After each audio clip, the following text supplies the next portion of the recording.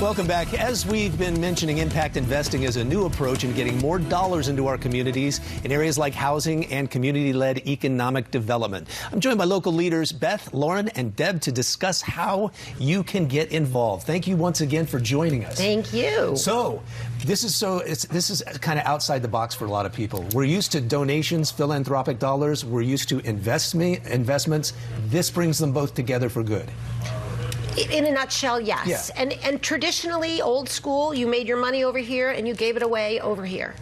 And you found, actually, that people who were interested in furthering health care were making money off tobacco. So that it doesn't make any sense. So this is a way to make money while you're doing good. And so just to give you another example of how this works in terms of the making money, that you can make money and do good at the same time, our donors who allocated or invested money in the Women's Empowerment Loan Fund, those business owners that are ultimately receiving that capital, they're paying a small interest amount, but they're paying interest on that loan, and some of that interest, 2%, is coming back to you as the investor. 2% is about what you're making if you put money in the bank.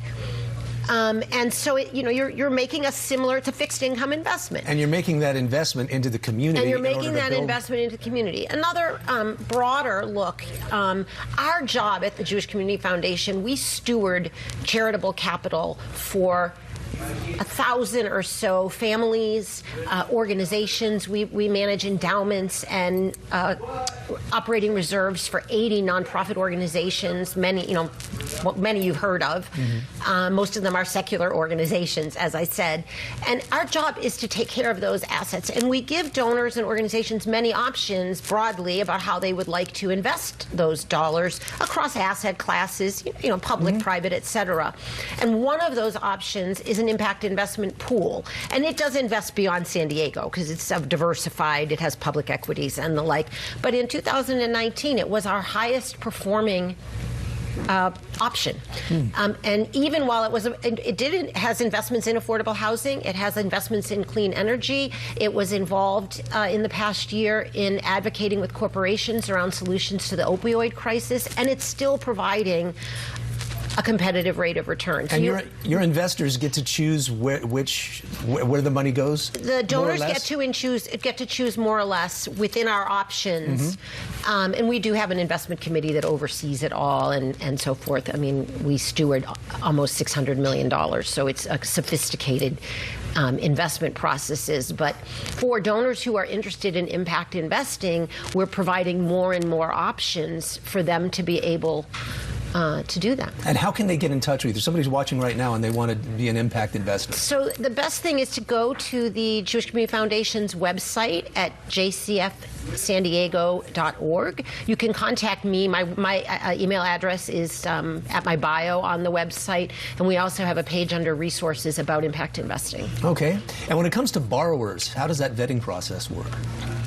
So it depends upon the actual investment, but in relation to the Women Empowerment Loan Fund, there's actually a credit committee that is made up of people with expertise from across all of the impact lenders in the region who actually examine all of the details that the potential borrowers share and actually are looking, as Lauren said, with a positive lens for what happens if they're successful, because we are trying to make certain that we're not looking for all the ways to say no.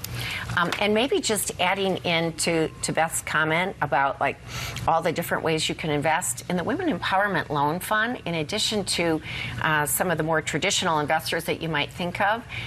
The investors in that fund include our giving circles.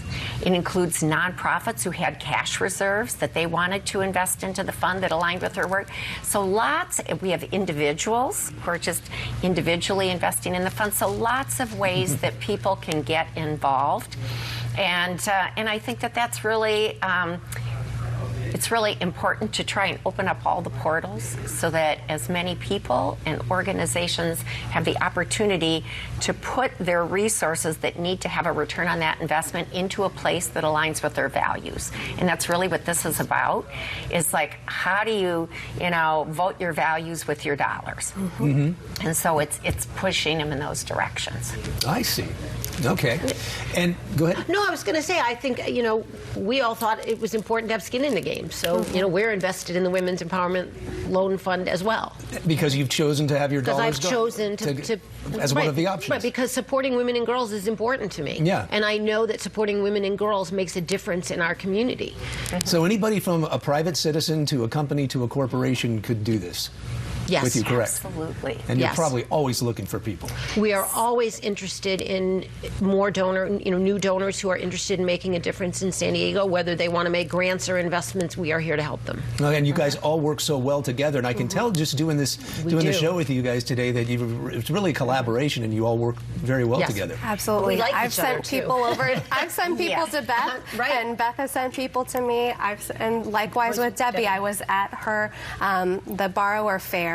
And I was part of that. It was a wonderful time getting to know great businesses in the community that have incredible visions and being able to connect them. Like she said, it's not a joke when we say that all of the impact lenders are friendly with each other. We were in a room together with 8 organizations, and as we met these different women of color who are seeking to grow their businesses, I would say, you know what, you're actually a better fit for this organization. Let me pass you over to them and actually give them a warm handoff and treat them like people, not just numbers on a loan application. And that's, go ahead, please, Debbie. I was just going to say, I think Lauren is talking about the approach of we're really trying to come together because we're all members together in San Diego Grant Makers. As Beth said, we're all co-investors into these impact investing funds.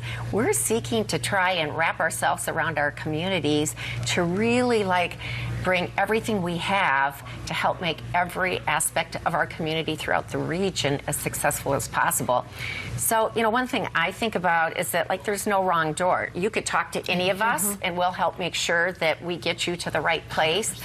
And it's so important for me as I think about being an impact investor, the joy that I feel in making that investment. And I know we've talked about that as well. And I just think it's an opportunity that I hope anyone who's listening today will think about, wow, I should give that a try, because that just increases the joy that you have of being part of a community. Okay, we've got to wrap it up. But one more time, the website to find information? You can go to jcfsandiego.org. Okay. My email is there, and there's also a page on impact investing. Right. I'm happy to send people along and to answer any questions. Well, thanks for your time this morning. Certainly learned a lot. Thank you. Really appreciate it. Great option.